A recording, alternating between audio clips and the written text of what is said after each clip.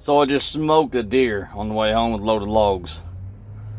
I'm gonna get out and see how bad this is now. I looked at it a while ago.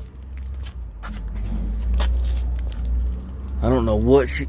Oh, look at that.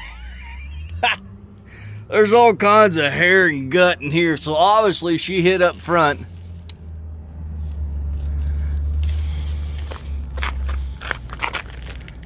Ah!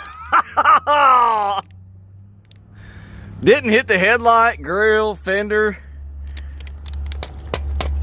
That bumper took it though.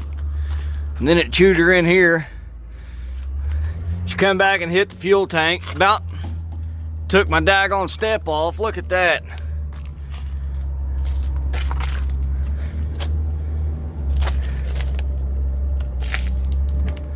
Be smelling cooking jerky tomorrow. Took that brake chamber pretty good.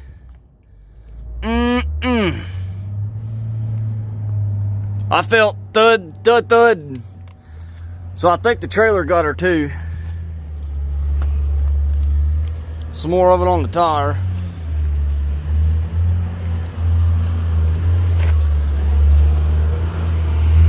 It's like landing gear got her. Oh, it did. Tater and Derek was behind me a good ways. They didn't know I'd hit it until they got back to the sawmill, and I told them. Tater and Derek both said there wasn't nothing but a pile of blood and hide. How in the world did she get over there? That's guts and blood. Well, I guess I spun her around in the road. So she obviously went out on that side of the truck, or the trailer. But chunks of meat right there. I guess it just scattered her all over the place. Oh man. There's even some on the back bumper. It goes from the front bumper to the back bumper.